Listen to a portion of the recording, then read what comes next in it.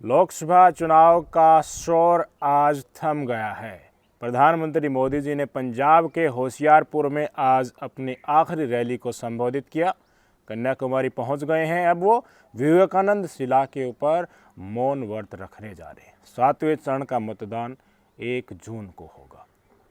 जब से आचार संहिता लागू हुई उसके बाद काफ़ी उठापटक हमने देखी। प्रधानमंत्री पद की गरिमा गिरते हुए देखी। विपक्ष को जनता के बीच जाकर उनके असल मुद्दों को समझाते हुए देखा। पहले चरण के मतदान से 7वें चरण के मतदान में इतना फर्क आ गया कि देश की जनता चारों तरफ से मुद्दों के ऊपर जागरूक हो चुकी है और मंडल और कमंडल की राजनीति को अपनी पैनी नज़र से देख रही है। धर्म, नफरत, जाति और जुमलों को इस देश की जनता ने 7वें चरण तक आते आते पूरे देश से बेनकाब कर दिया।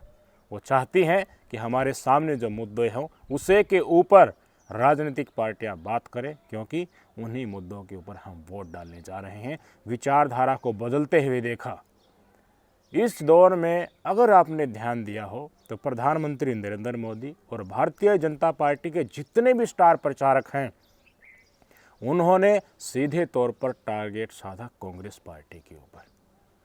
मटन, मछली, मंगलसूत्र, यहाँ से जो दौर शुरू हुआ था इसके पीछे का बैकग्राउंड अगर आप देखें तो अटैक बोलने में सामने कांग्रेस पार्टी दिखती थी। उसके बाद निरंतर स्तर गिरता गया। पूर्व प्रधानमंत्री मनमोहन सिंह को भी लपेटा इन्होंने। उसके बाद टोटी पर आ गए, भैंस पर आ गए, आधी ज़मीन बंटवा लेंगे, बैंक खाता खाली कर देंगे, गांधी जी को कोई जानता नहीं था। उसके बाद आज पंजाब की रैली में भी इन्होंने कांग्रेस पार्टी की 7 पुस्तों तक का रिकॉर्ड खोलकर सामने रखने की चेतावनी दी। मैं चुप बैठा हूं, इसका मतलब ये समझिए, गलती मत कीजिए मोदी को समझने की। अगर मोदी जिस दिन मुंह खोलेगा तुम्हारी 7 पीढ़ी के पाप निकाल करके रख दूंगा।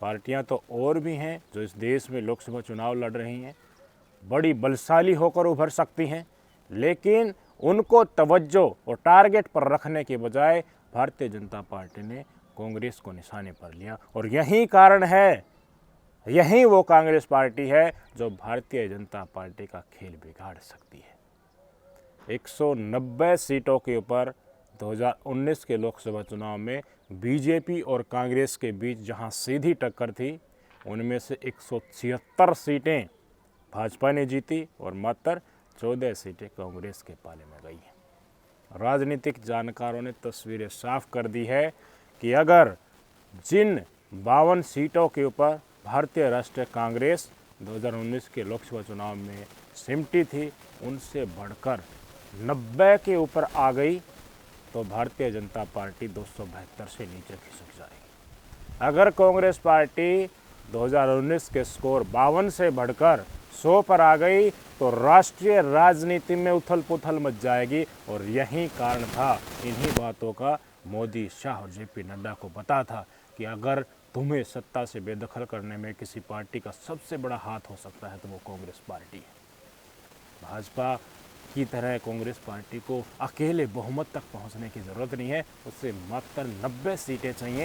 भाजपा को बहुमत से नीचे लाने के लिए मात्र 100 सीटें चाहिए भाजपा को कुर्सी से बेदखल करने के लिए। और यही बात भाजपा अच्छी तरीके से जानते थे, इसीलिए सारे क्या सारे दोष भारतीय राष्ट्रीय कांग्रेस के ऊपर मंडते हुए हमने देखा।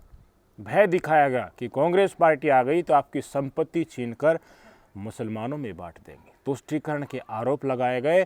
नेहरू से लेकर इंदिरा गांधी, सोनिया गांधी, राहुल गांधी, मौजूदा दौर के नेताओं से अतीत के सारे नेताओं के रिकॉर्ड खंगाल कर उनके ऊपर अनर्गल तरीके के आरोप लगाए गए।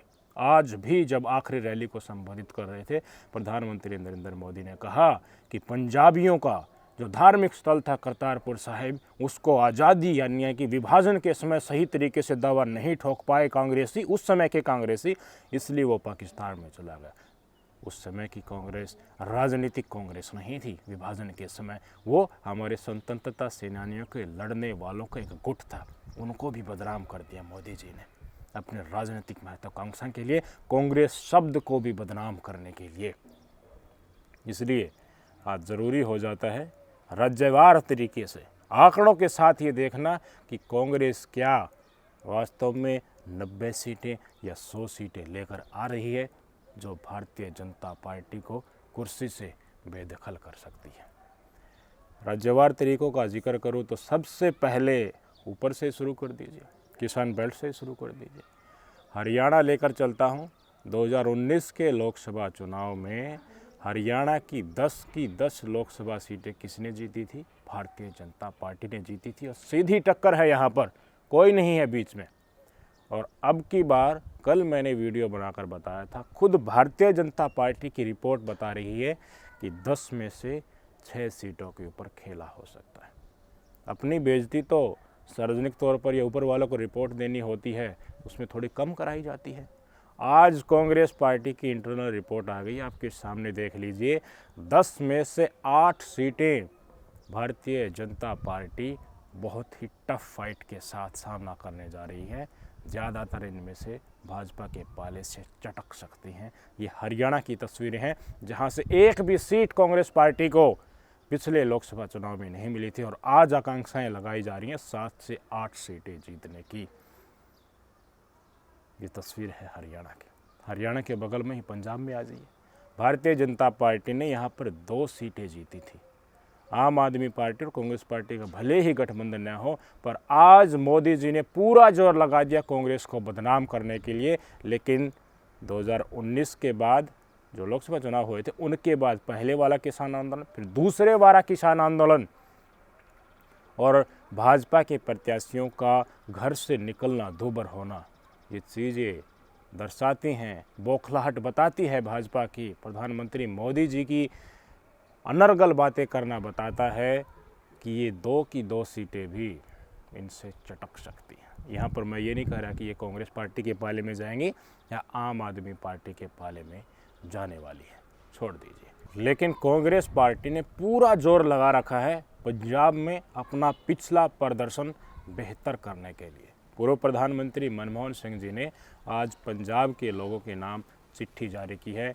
स्पष्ट तौर पर मनमोहन सिंह जी ने कहा कि इस आदमी ने जो आज प्रधानमंत्री की कुर्सी पर बैठा, इस पद की गरिमा गिराई है और मेरे ऊपर झूठे आरोप लगाए हैं कि मैंने अपने पद पर रहते हुए मुसलमानों को, अल्पसंख्यकों को ज़्यादा तवज्जो दी है। तमाम मुद्दों को बनाया, अग्निवीर लेकर नशा को ले लीजिए और किसान आंदोलन, हर मुद्दों के ऊपर पूर्व प्रधानमंत्री मनमोहन सिंह ने पंजाब के लोगों को कहा कि संविधान खतरे में है, और इस आदमी ने पंजाब और पंजाबियत को बदनाम करने के सिवाय कुछ नहीं। सिख समुदाय से हैं, 10 साल तक प्रधानमंत्री रह चुके हैं, काफ़ी रिक्वेस्ट का उनका फ़र्क पड़ेगा, और कांग्रेस पार्टी अपना जनाधार वहाँ से बढ़ाने की जो कोशिश कर रहे हैं उसकी दिशा में फ़र्क पड़ने वाला है। चंडीगढ़ आ जाइए, फिर पंजाब से 1 सीट है, भारतीय जनता पार्टी ने पिछली बार जीती थी। किरण खेर जी है, बीच में गई नहीं। ज़बरदस्त मनीष तिवारी जी को सामने प्रत्याशी बनाकर प्रचार हो रहा है। आम आदमी पार्टी भी कर रही है और कांग्रेस पार्टी भी कर रही है, और मनमोहन सिंह जी ने भी एक चिट्ठी कांग्रेस के जो प्रत्याशी बनाए गए हैं मनीष तिवारी जी, उनके पक्ष में वोट करने के लिए चंडीगढ़ के वोटर्स को आज जारी कर दी है। इसी तरह की बात जो पंजाब के लोगों को लिखी गई है, धरातल के मुद्दों को सामने लाकर, और जिस तरीके से पहले वाले भाजपा के सांसदों ने चीटिंग की है, धरातल के मुद्दों के ऊपर मुंह फेर कर देखना ही ये ठीक नहीं समझते हैं। आलोचना इतनी कर दी जाती है आवाज़ उठाने वालों की, बदनाम इतना कर दिया जाता है कि हिम्मत ही नहीं कर रहे। घूट बदनामी के अपने अंदर ही लोगों ने पी लिए, समस्या का निवारण नहीं हुआ, लोगों के बीच में आए नहीं, मोदी मोदी चिल्लाते रहे। मोदी हेलीकॉप्टर से आते हैं और रैली से क्या बोल कर जाते हैं मुझे बताने की ज़रूरत नहीं, और फिर वापस से उड़ जाते हैं और मौन व्रत धारण कर लेते हैं। तो इसलिए जनता के ऊपर है कि राज आपको किसका लाना है, संविधान को ख़त्म करने वालों का या संविधान के बचाने वालों का लेकर। अब आज ये हिमाचल में 4 की 4 सीटें भारतीय जनता पार्टी ने पिछली बार जीती थी। मंडी वालों का तो बताया जा रहा है अब की बार बहुत बुरा हाल है। लोग जो देखने आ रहे हैं वो यही देखने आ रहे हैं कि यही वो झांसी वाली रानी है जो लकड़ी के घोड़े के ऊपर बैठकर शूटिंग करवाती थी, फिल्मों में अश्लील नृत्य करती थी। बहुत मुश्किल है इस सीट के ऊपर। विक्रमादित्य कांग्रेस पार्टी की तरफ है, उनके साथ सहानुभूति भी है और कोर वोटर एरिया भी उनका ये रहा है। तो भूल जाइए भाजपाई जी यहाँ से आप स्कोर बढ़ा पाएंगे। बढ़ाना तो क्या है, चार की चारों सीटें जीती थी, डाउनग्रेड होना ही है। कांग्रेस पार्टी का यहाँ से बढ़ोतरी बताई जा रही है। अब किसान बेल्ट कवर कर ली तो थोड़ा इससे नज़दीक लगता है एरिया राजस्थान का लगा लीजिए। मुझे लगता है सीट वार जो प्रदर्शन पिछली बार कांग्रेस पार्टी का रहा था, उसके साथ साथ हमें ये भी देखना चाहिए कि कांग्रेस पार्टी का और भारतीय जनता पार्टी का मत प्रतिशत कितना है। क्यों? क्योंकि इन्हीं चीज़ों में बार बार हार का सामना करने के बाद कांग्रेस पार्टी ने ये सीखा कि तुम्हारे टिकट आवंटन में दिक्कत है। जो लोग राज्यों में तुम्हारे ठेकेदार बैठे हुए हैं, कई सालों से वहीं कुर्सी के ऊपर बैठे हुए हैं, उन्हीं के बेटे बेटियां रिश्तेदार लोकसभा चुनाव में, विधानसभा चुनाव में टिकट रूपी वितरण करके उतारे जा रहे हैं। उन्हें बदलाव करने की ज़रूरत है। तो ये बड़ा बदलाव की बार इस लोकसभा चुनाव में कांग्रेस पार्टी ने किया है। तो इसलिए राजस्थान में 25 की 25 लोकसभा सीटें एनडीए के पाले में गई थी पिछली बार। उसमें कितना सेंध लग सकता है वो मत प्रतिशत से आपको क्लियर हो जाएगा। आपकी स्क्रीन पर देखिए, भारतीय जनता पार्टी को 24 सीटें मिली थी, 24 की 24 में से मिल गई थी। एक क्षेत्रीय पार्टी को मिली थी क्योंकि गठबंधन के साथ चुनाव हो रहा था। मत प्रतिशत मिला 58%। वहीं कांग्रेस पार्टी को एक भी सीट नहीं मिली थी। 25 की 25 पर कांग्रेस पार्टी लड़ी थी, लेकिन मत प्रतिशत देखिए 34%। मेरे भाई लगभग आप मुझे बता दीजिए 24% मत का ही फर्क है। लेकिन कांग्रेस पार्टी एक सीट भी नहीं जीती और भारतीय जनता पार्टी और एनडीए गठबंधन सारी सीटें लेकर चला जाता है। और जब हम चुनाव राजस्थान में हो रहे थे उस समय की सारी वीडियो हमने आपको दिखाई थी कि किस तरीके से भारतीय जनता पार्टी के खिलाफ अंडर करंट है। राजपूतों ने भी ऐलान कर दिया था, लोग अपने कैंडिडेट को ढूंढ रहे थे। जो लोकलाइज्ड शब्द मैंने आपको बताया था वो राजस्थान में पहले ही हो चुका था। उनको पता है कि भारतीय जनता पार्टी के जितने भी मौजूदा सांसद थे उनको बार बार भाजपा ने उतारा है, उनके खिलाफ एंटी इंकम्बेंसी है और वो अब तक नहीं सुने थे, आगे भी नहीं सुनेंगे। इसलिए उन्होंने ऑप्शन के तौर पर देखा। भारतीय जनता पार्टी के सिर्फ पास राजस्थान में सिर्फ और सिर्फ धर्म का कार्ड है। मोदी जी के द्वारा बांसवाड़ा में ही राजस्थान में वो भाषण दिया गया था कि आपके सोने मंगलसूत्र ज़्यादा बच्चों वाले में बांट देंगे। कांग्रेस पार्टी आ गई तो छीन करके घुसपैठियों में बांट देंगे, मुसलमानों में बांट देंगे। धर्म का कार्ड मोदी जी राजस्थान में पहले की तरह रिपीट करना चाहते थे, लेकिन वैसे समीकरण बिल्कुल भी नहीं बताए जा रहे। तो अब की बार तो भाई साहब एंटी इंकम्बेंसी भी है। क्षेत्रीय मुद्दों के ऊपर भाजपा फिसड्डी भी हो चुकी है और कांग्रेस पार्टी जो सीधी टक्कर राजस्थान में बीजेपी के सामने है, धरातल के मुद्दों के ऊपर जनता के बीच भी जा चुकी थी। और बेरोजगारों को 1 लाख रुपया, उनको नौकरी देने का वादा, किसानों को किसान आयोग बनाकर कर्जा माफ़ी करना, एमएसपी की गारंटी देना स्वामीनाथन वाली, महिलाओं के खाते में 1 लाख रुपए डालना, खटाखट। ये वो मुद्दे थे, ये वो मैनिफेस्टो था जिसके जरिए कांग्रेस पार्टी ने भारतीय जनता पार्टी के कोर वोटर बैंक में सेंध लगाया। महिलाएं बड़ी संख्या में मोदी जी को वोट डालती थी, लेकिन अब की बार महिलाओं का रुझान विचारधारा बदलने जैसा दिखा। ये वोटिंग परसेंटेज का पैटर्न देखकर सेफोलॉजिस्ट स्पष्ट तौर पर बता रहे हैं। तो राजस्थान में क्यों ना खेला हो जाए। कैसे रिपीट करेंगे भाजपा अपने प्रदर्शन में? आंकड़े नहीं बता सकता कि कितने सीटें कांग्रेस पार्टी जीतेगी, इतनी भाजपा जीतेगी। वो अभी 1 तारीख तक होल्ड करके रखना पड़ेगा। शिवम अंदाज़ा लगा लीजिए। स्पष्ट तौर पर वोटिंग परसेंटेज के हिसाब से बताऊं तो आधी वोटिंग परसेंटेज अब की बार भाजपा के पाले में और आधी कांग्रेस के पाले में जाने वाली है। और नतीजे क्या होंगे? क्योंकि पिछली गलतियों से सीखा है, सुधार हुआ है, तो नतीजे आप सबके सामने स्पष्ट तौर पर आने वाले हैं। राजस्थान की तस्वीरें क्या हो सकती हैं? राजस्थान के बाद बगल में हरियाणा लगता है, पार कर जाइए, आज ही उत्तर प्रदेश में वेस्टर्न यूपी में प्रियंका गांधी, राहुल गांधी का जो रोड शो हो रहा था, और इससे पहले भारत जोड़ो यात्रा और भारत जोड़ो न्याय यात्रा उत्तर प्रदेश से निकली, तो किस तरह का भारी सैलाब हमें देखने को मिला। जातीय समीकरण को सामने रखकर भाजपा के विरोध कौन से गुट में, उसको सामने रखकर टिकट आवंटन की गई और सैलाब रूप जो भारतीय जनता पार्टी के टक्कर देता हुआ कांग्रेस की रैलियों में और रोड शो में उमड़ा, वो हमने देखा। हमने पूर्वांचल में भी देखा, हमने बीच वाले उत्तर प्रदेश के एरिया में भी देखा। चर्चित सीट रायबरेली से राहुल गांधी जी का चुनाव लड़ना और विजयी होना लगभग तय बताया जा रहा है। इसके चारों तरफ का समीकरण और जो क्षेत्रीय वोट बैंक है, दलित राजनीति बड़ी उत्तर प्रदेश की प्रभावी होती है, वो वोट बैंक कहीं साइकिल पर बैठ रहा है तो कहीं कांग्रेस के हाथ को थाम रहा है। गठबंधन हुआ अखिलेश यादव का और कांग्रेस पार्टी का। अब तक जो वोट आप एक दूसरे में बंटकर त्रिकोणीय मुकाबला कर भाजपा को फायदा पहुंचाता था, वो शंकाएं लोगों के मन से दूर हो गई। भाजपा का विरोध मतलब भाजपा का विरोध में वोट किसको डाले जाएंगे, या तो कांग्रेस पार्टी को डाली जाएंगी या फिर समाजवादी पार्टी को डाली जाएंगी, लेकिन कैंडिडेट एक ही होगा। सबको पता चल गया कि गठबंधन है तो बीजेपी को सबक सिखाना है तो गठबंधन को वोट देना है। टोटल आंकड़े बताए जा रहे हैं कि पहले 2019 में जो 62 सीटें भारतीय जनता पार्टी ने यहाँ से जीती थी, उनमें से आधी सीटें इनके पाले से जाने वाली हैं। कांग्रेस पार्टी का ग्राफ निश्चित तौर पर पहले 1 सीट आई थी, अब की बार बढ़ने जा रहा है, इससे कोई भी इनकार नहीं कर रहा है। उत्तर प्रदेश के बाद आज ये मध्य प्रदेश में कितनी लोकसभा सीटें हैं? 29 में से 28 सीटें 2019 में भारतीय जनता पार्टी ने जीती थी और 1 सीट कांग्रेस पार्टी के पाले में पड़ी थी। मध्य प्रदेश में यही बताया जाता है, पिछले विधानसभा चुनाव में समीकरण निकल कर आए गए कि कांग्रेस के जो आगू हैं, प्रभारी वहाँ पर हैं, जो कांग्रेस पार्टी के एक तरीके से ठेकेदार वहाँ पर बने हुए थे, उनके कारण काफ़ी जनता में रोष था। एंटी इनकम्बेंसी लगा लीजिए उनके प्रति एक तरीके से, वो बेशक से सत्ता में रहे हों या नहीं रहे हों, उनमें काफ़ी बड़ा बदलाव किया गया है। लोगों की आकांक्षाओं को समझा गया, टिकट वितरण उसी के अनुसार किया गया है।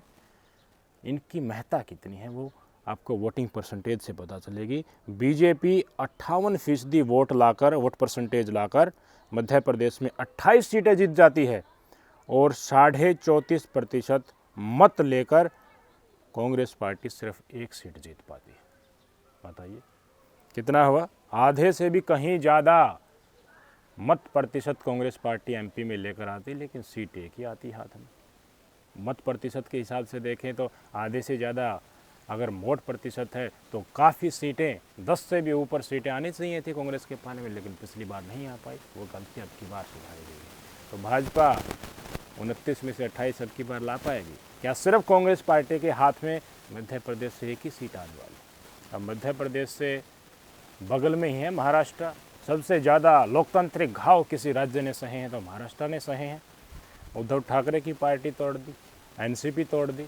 इन्हीं से देख लेते हैं कि भारतीय जनता पार्टी में जो रोष है उसको भुनाने के लिए विपक्ष ने एनसीपी को भी अपने साथ मिला लिया, उद्धव ठाकरे को भी अपने सामने मिला लिया और धुर भ्रष्टाचारियों को, जिनके ऊपर आरोप खुद ये भाजपा लगाती थी, उनको सामने रखकर स्पष्ट तौर पर तस्वीरें आ रही हैं कि इनसे कोई फ़ायदा अब की बार होने वाला नहीं है। वहाँ की स्थानीय जनता में रोष है।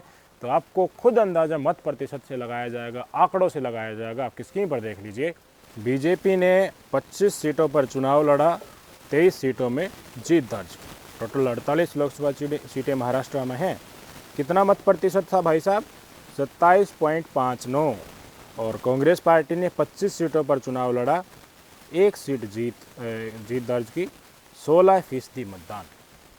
वहीं आधे से ज़्यादा मत प्रतिशत कांग्रेस पार्टी के पक्ष में जा रहा है।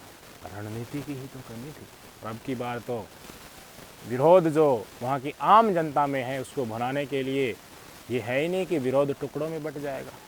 विरोध में बीजेपी से खुन्नक निकालने के लिए आम जनता एनसीपी को भी वोट दे देगी, कांग्रेस को भी दे देगी, उद्धव वाला को भी दे देगी और बीजेपी विजयी होकर निकल जाएगी। ऐसा तो है नहीं, क्योंकि एक तरफ भाजपा दुश्मन की तरफ दिख रही है वोटर्स को और दूसरी तरफ सिर्फ एक ही उम्मीदवार होगा गठबंधन का, एनसीपी, कांग्रेस और उद्धव ठाकरे। तो मुझे बताइए, जो प्रदर्शन था भाजपा का 25 सीटों पर लड़ने के बाद 23 सीटें महाराष्ट्र में जीतना, क्या वो उसको रिपीट कर पाएंगे? सवाल ही पैदा नहीं होता। सबसे बड़ी चोट तो महाराष्ट्र ही मारने जा रहा है। और 1 सीट आई थी कांग्रेस की, क्या अब की बार 1 ही आने वाली है? सवाल ही पैदा नहीं था। डेफिनेटली ग्राफ बढ़ने वाला है। महाराष्ट्र की स्थिति थी, छत्रप्पा को छोड़ दीजिए, जहाँ जहाँ छत्रप हैं, जैसे वेस्ट बंगाल को छोड़ दीजिए, ओडिशा को छोड़ दीजिए, और टीडीपी वाले चंद्रबाबू नायडू हैं, आंध्र प्रदेश को छोड़ दीजिए, तमिलनाडु को भी छोड़ दीजिए। अब ध्यान दे लीजिए कर्नाटका और तेलंगाना के ऊपर। आपकी स्क्रीन पर तस्वीरें देखिए, कर्नाटका में कितनी सीटें भाजपा ने जीती थी। 25 सीटें बीजेपी ने और 1 निर्दलीय ने जीती थी और कांग्रेस पार्टी को सिर्फ 1 सीट मिली थी। यानी कि एनडीए गठबंधन को 26 सीटें मिली और यूपीए को उस समय कांग्रेस और जेडीएस साथ मिल रही थी गठबंधन के साथ, 2 सीटें मिली थी, सिर्फ 2 सीटें। और उसके बाद क्या हुआ, भारतीय जनता पार्टी के खिलाफ खूब अंडरकरंट फैला, राज्य में सरकार बदल गई, बजरंग बली ने गदा ऐसी घुमाई कि भाजपा सीधे दिल्ली आकर रुके। सबसे बड़ा झटका इस लोकसभा चुनाव में कोई राज्य देने वाला है तो वो कर्नाटका होगा और कांग्रेस पार्टी को सबसे ज़्यादा बढ़त इसी राज्य से मिलने वाली है। मत प्रतिशत के ऊपर नज़र दौड़ा लीजिए एक बार। यूपीए गठबंधन पिछली बार 41.55% मत प्रतिशत है, सिर्फ कांग्रेस का देख लीजिए लगभग 32% मत प्रतिशत था और बीजेपी का 51%। यानी कि अंडर करंट भाजपा के साथ हुआ तो वहाँ स्टेट गवर्नमेंट ही बदली हो गई और आधे से कहीं ज़्यादा मत प्रतिशत आ रहा है। तो ये जो 1 सीटें कांग्रेस पार्टी को पिछली बार आई थी वो अगर 20, 22, 25 में तब्दील हो जाए, जो भाजपा का स्कोर था वो कांग्रेस का हो जाए, जो कांग्रेस का स्कोर था वो भाजपा का हो जाए, तो कोई भी आश्चर्य मत करना, ये कर्नाटक के धरातल की तस्वीर है। अब आजिए बिल्कुल साइड में ही तेलंगाना में राहुल गांधी की भारत जोड़ो यात्रा निकली और रेवंत रेड्डी साहब उस यात्रा के साथ साथ घूमे ही। राहुल गांधी की यात्रा कर्नाटक से पूरी होने के बाद खुद पैदल निकल गए, लोगों की भावनाओं को समझा, उनकी दहलीज पर पहुंचे, विश्वास दिलाया कि हम जो वादा कर रहे हैं वो पूरा करेंगे और तुम्हारी ये समस्या है तो बताओ हमें, हम इसका निवारण करेंगे। धर्म जात की राजनीति साउथ में चलने वाली नहीं है, लोगों की समस्याओं का समाधान करो, विकास का मॉडल दिखाओ, यही चलने वाला है। भाजपा एक्सपोज हो चुकी है। तेलंगाना में पिछली बार क्या प्रदर्शन रहा, बीजेपी को 4 सीटें मिली, कांग्रेस पार्टी को 3 सीटें मिली, बाकी सीटें वहाँ की टीआरएस लगा लीजिए और एआईएमएम उनके हिस्से में गई। पर मत प्रतिशत के हिसाब से कांग्रेस पार्टी ने 29% मत प्रतिशत लिया था और बीजेपी ने 19%। बीजेपी 19% में भी 4 सीटें ले जाती है और 29% में कांग्रेस ज़्यादा मत प्रतिशत होने के बाद ही 3 ही लेकर आती। अब तो राज्य में सरकार है, क्या होगा, ज़बरदस्त खेला होने जा रहा है, ज़बरदस्त खेला होने जा रहा है मेरे भाई साहब। आप देख लीजिए जो तस्वीरें आपके सामने आएंगी, यही रेवंत रेड्डी साहब कर्नाटक जैसी तस्वीरें कांग्रेस पार्टी को बढ़त के रूप में देने वाला है और भाजपाई मौन व्रत करने के लिए सारे वहीं पर, अब जहाँ मोदी जी जा रहे हैं ना विवेकानंद शिला पर, उसी पट्टी के ऊपर सारे भाजपाई 4 जून को बैठे मिलेंगे।